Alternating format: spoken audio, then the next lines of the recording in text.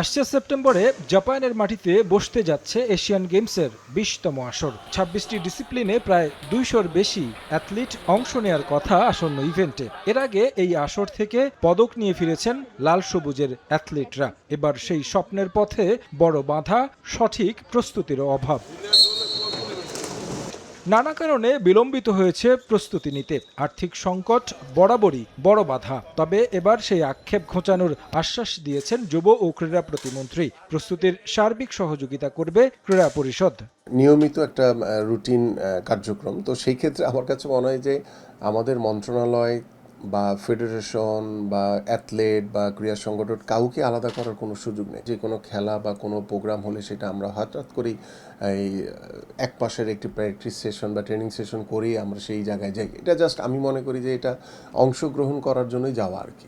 But এটার লক্ষ্য স্থির করে যে আমি এই এশিয়ান গেমস কিংবা অলিম্পিক বা কমনওয়েলথের মতো বা সাব গেমসের মতো জায়গাতে আমি পদক চাই, এই যে লক্ষ্যটা আসলে আমরা এখনও স্থির করতে পারিনি।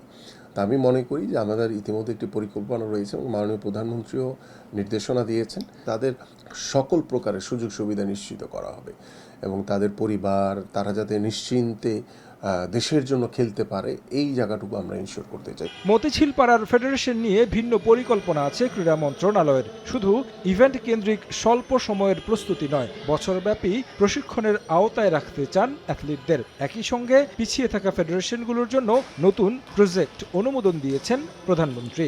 এশিয়ান গেমসের পরে আমরা যে সিলেক্টিভ ইভেন্টগুলো থাকবে, যেগুলোতে আমাদের পদক পাওয়ার সম্ভাবনা অনেক বেশি, সেই ইভেন্টগুলোকে আমরা সারা বছর ট্রেনিং সেশনের ভিতরে রাখবো এবং এটা সরকারের পক্ষ থেকে সার্বিক সহযোগিতা হবে এবং আমরা ফেডারেশনগুলোকে স্বাবলম্বী করার জন্য ইতিমধ্যে আমাদের মাননীয় প্রধানমন্ত্রী একটি কার্যক্রম হাতে নিয়েছেন। তা আশা করি ইনশাল্লাহ দ্রুত এই কার্যক্রমটি যদি বাস্তবায়ন হয় তাহলে ফেডারেশনগুলো তারা আর্থিকভাবে স্বাবলম্বী হবে, যাতে তাদের বছরব্যাপী তাদের বিভিন্ন দেশীয় বা আন্তর্জাতিক কোনো টুর্নামেন্ট করার জন্য যাতে তাদের আর্থিক যেই সংকটের মুখে পড়তে হয় সেই সংকটটা যাতে তারা কাটিয়ে উঠতে পারে। পাশাপাশি আমাদের মন্ত্রণালয় থেকে সার্বিকভাবে বিশেষ করে আমাদের একটি কথা আমাদের মাননীয় প্রধানমন্ত্রী সবসময় বলেছেন যে আমরা অবকাঠামো না, আমরা আমাদের খেলোয়াড়দের দিকে সর্বোচ্চ ফোকাস করতে চাই। যেই খেলোয়াড়দের দ্বারা আমরা পদক পাবো সেই খেলোয়াড়দের দিকেই কিন্তু আমাদের সবচেয়ে বেশি নজর, এবং খেলোয়াড়রা যদি তারা মানসিকভাবে শারীরিকভাবে যদি নিশ্চিন্তে তারা যদি পারফর্ম করতে পারে, তার পরিবার নিয়ে যদি তাকে চিন্তা করতে না হয়,